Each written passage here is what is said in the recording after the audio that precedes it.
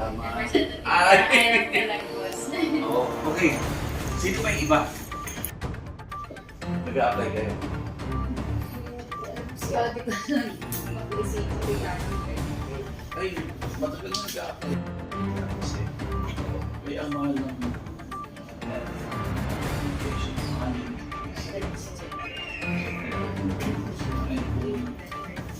Diba, ano na tayo naman? Plus 12 hours. Tapos, naka-60 lang. Hapon. Hanggang 8 lang. Ngayon, depende sa inyo. Ano ba? 10? 15,000. lower. Kaya ngayon, kung ang tourism sector ay lahat magkakaroon ng connection, so definitely tataas ang requirement. Kasi sa ngayon, wala pa kayong connection ng sa tourism. Wala pa. Ang commercial ng pagkakali natin, hindi kayo pwede po. Oo, hindi naman nag-ooperate yun. Hindi naman nag-ooperate pa.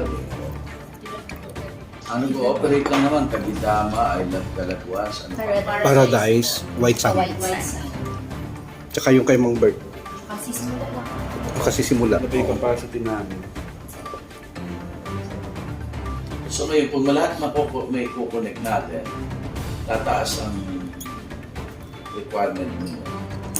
So, pwede kong mag-justify na gawin nyo ng 24 hours. Tapos may nagpunta na doon, gusto kami GM, para doon sa 1 megawatt na solar. 1 megawatt solar, tapos desalination plant din para sa tubig. Hindi ako na lang. Bale, kasi ang problema natin is basically tubig at kuryente. So kung malalagyan natin ng connection, yung solar 1 megawatt nakakonect sa grid ninyo. So yung daytime, or which is the peak hours, naka-solar tayo. Tapos pagdating tayo ng gabi, saka tayo mag-base load sa generator. So ngayon, kung itong investor, kasi sabi ko sa kanila, kung makita ninyong maganda, i-increase ninyo by another 1 megawatt and then maglagay na kayo ng inverter, baterya na. So sa araw, naka-direct tayo sa solar. Pagdating ng gabi, take over ang battery. So mas makakatipid ang especially yung sa tourism, sa mga resort. Tapos at the same time, makakapag-start na ng processing ng mga marine products doon. Kasi sa ngayon, walang processing. Ang laki ng potential ng yung huli ng isda doon, lalo na yung mga lobster. Sisira lang kasi siyempre, wala yelo. Wala yun. Tapos nakiusap ako kay Sir Romero. Maglalagay na tayo ron ng station ng Coast Guard. Tapos maglalagay na rin tayo ng maritime station para yung presence ng peace and order, peacekeeping team. And pinapahanapan ko na ng site sa ospital. Saan ba maganda ilagay yung ospital? Pinagtigasan po. Pinagtigasan. Kasi gitna. Pero kailangan po lagyan ng jetty floats. Kasi hindi makakatabi yung boat on low tide. Kailangan ng jetty May floats. program na tayo ron, yung floating Opo. Meron na, kaya lang medyo nagulat ako dahil abot yata ng 20 million. Malaki po kasi. mahaba masyado. Nasa 1 kilometro. Haba. At saka mahirap lakaran kung ganun haba. Kasi hanggang doon po yun sa may fish sanctuary.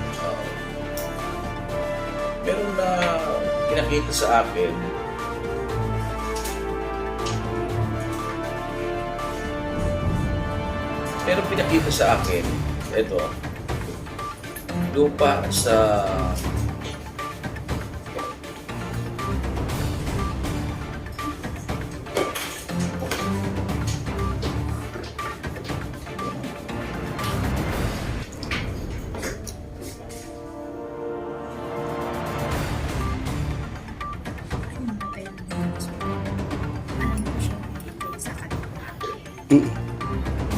Saan sa... Indonesia na po. Yung parang pulo. Sir, Oo, kay Ate Ted mo pinadala?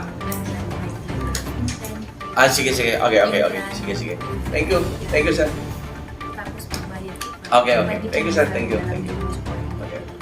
Pwede rin po, ipapapamano lang po natin page. Opo. Hindi, naipasa na yun sa inyo. Nakausap ko si GM. Binalik kasi. Ibinalik. Ibinalik kasi may inaaral sa Dinosaurus. Okay. Kung Okay. Ang pinaka-kailangan is the letter of intent, the application form, and then electrical plan. We all have Basta kung to-follow na lang po yung mga requirements. Pwede po na ipapamano page. sa inspector. Ay, pakita ko si Ate Ted. Para pa. Binigyan na po kami ng certification. At po kasi napag-seminar na po. Iba na po seminar pa. Pero to follow na lang ito. May online naman po tayo sa seminar. Pwede na po mag-online. Kanino na ibigay yung sa... Kasi pati kung saan step na siya Isa. na ginto. Pinahanapan mo ng area sa... Kung walang service. Doon na lang, online. Kanino kaya? Kay yata. Oo. Ano na yun may parang Google Map ang ano. Sige, request ko na mai-forward sa Viber ko.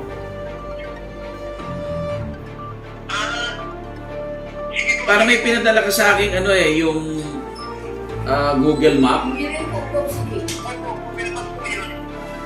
Baka pwede sir sa sa Viber ko.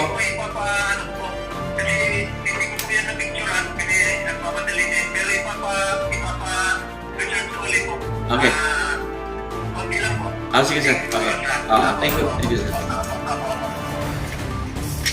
Kasi ang plano doon, of course yung kuryente.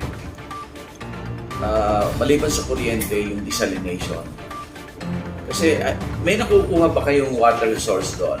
Meron po, alam Saan? ko po, hindi ko lang po alam yung area. Kasi nung nakaraan po, nag-uwian yung mga kapitana. Meron sila pinagkunan ng tubig na napakalakas at napakaganda ng tubig na pwede na rin. Hinahabal-habal. Oo, Nasa may parting bundok. Sa taas. Nasa taas. malakas daw. Pero may time na tapos na. Kayang supplyan ng buong island? Ay, Ang kailangan natin kasi, something that can supply the entire island, local residents, and tourists at the same time.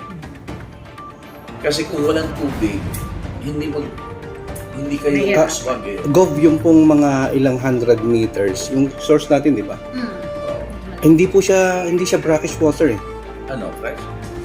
Sort of. Hindi nga lang siya iniinom, pero hindi siya malagkit sa katawan, hindi siya maalat. Hindi ko siya. Even sa Kagidama, halos lahat po ng resort, Hindi siya matabsing. hindi po siya matabsing. Kasi unlike po sa Isla Nicion, pagka naliligo po kami doon, para din kaming naligo sa dagat, malagkit. Hindi kasi ano lang, islet lang kasi siya. Oo. Kasi, Hindi, pero pag Hindi siya tining, matabsing? hindi, pag tiningnan mo yung distance, pareho lang, pero hindi po tabsing yung... Pakita Sa ko si Calagwas. Engineer Toby. Engineer Toby. kaso lang po, pag pinakulo mo po, doon po lumalabas yung parang asin. Oo. Na Oo. may residue siya na white.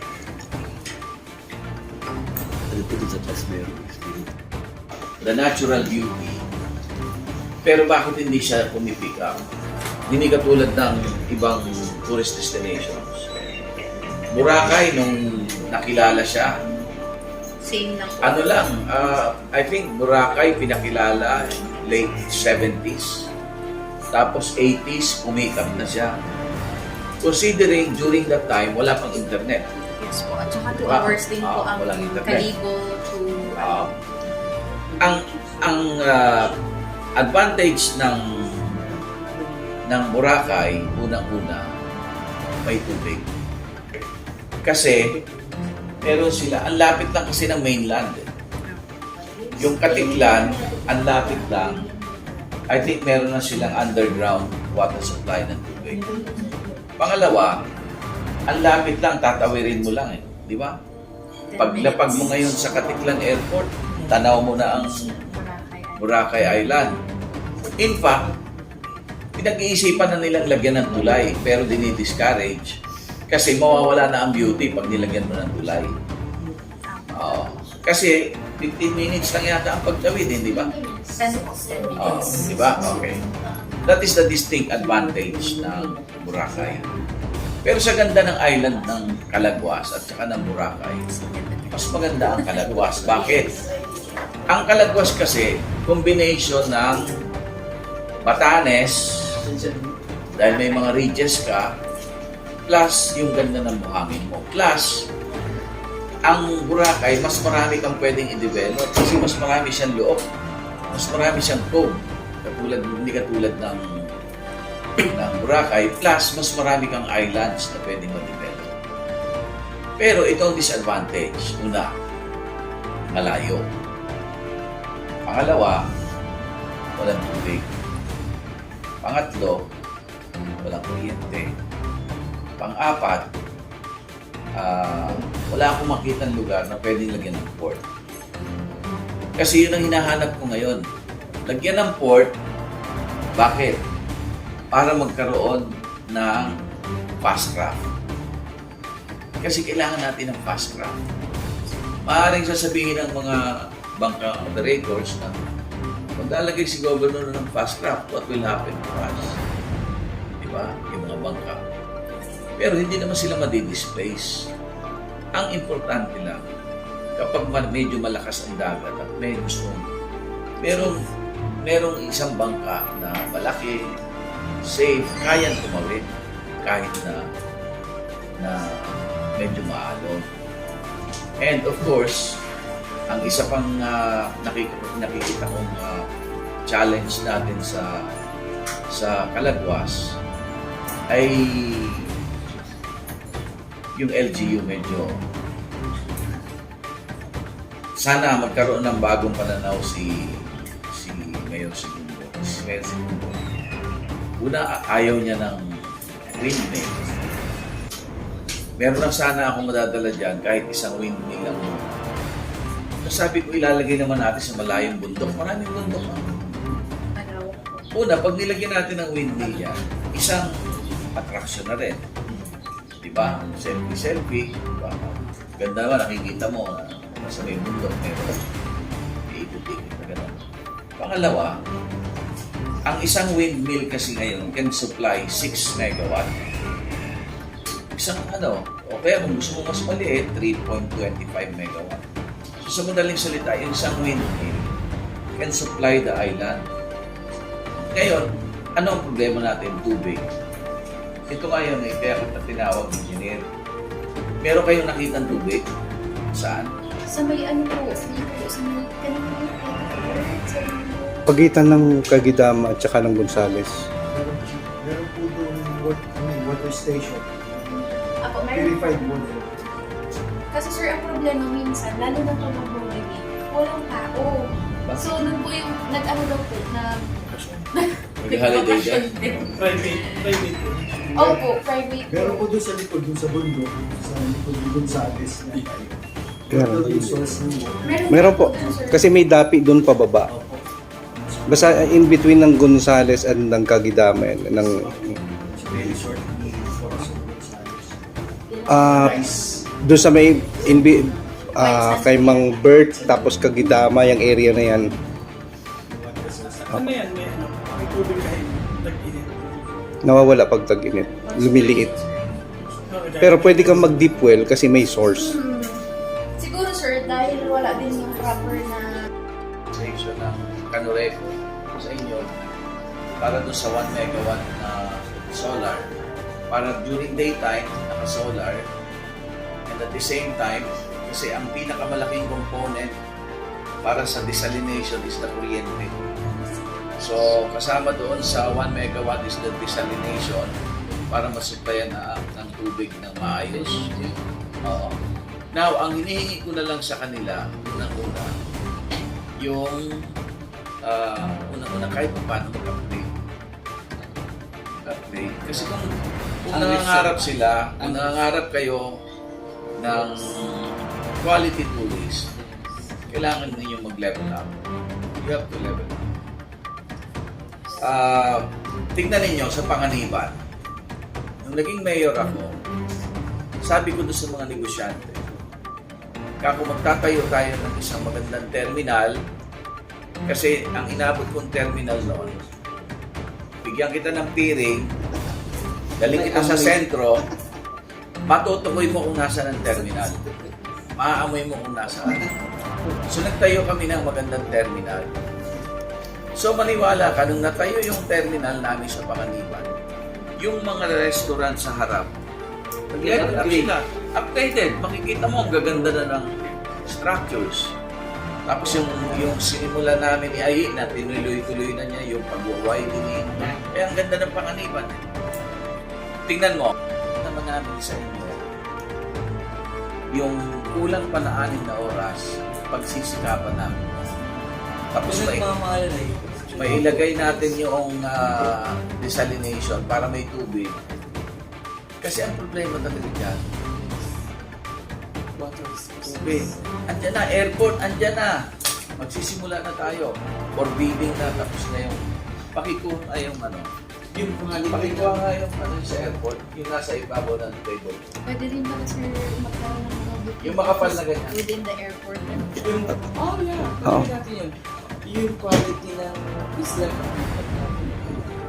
Paano airport, resort how about the boat? Paano pong magandang gawin? Ako talaga, sa totoo lang, fast track. Pag hindi mo na-improve ang travel time from 2 hours, 2.5 hours, pag minamalas-malas ka, 4 na oras, pag nasiraan ka. Sabi ko sa'yo, madadala ang turista. Ito na, final na. Final detailed engineering design ng airport. So, forbidding na. So, andyan na. Ngayon, ito talaga. Detailed Engineering Design for Diet Airport Development Project 2024. Tapos na. So, ibig sabihin, for implementation na, nandyan na yung mga timelines niya. So, sa madaling salita, yung problema natin sa access, matatapos na. Freedom, kung saan nila, gusto dumaan. Pero, may port ka sa Kalagwas na nandoon ang control. Yun ang control.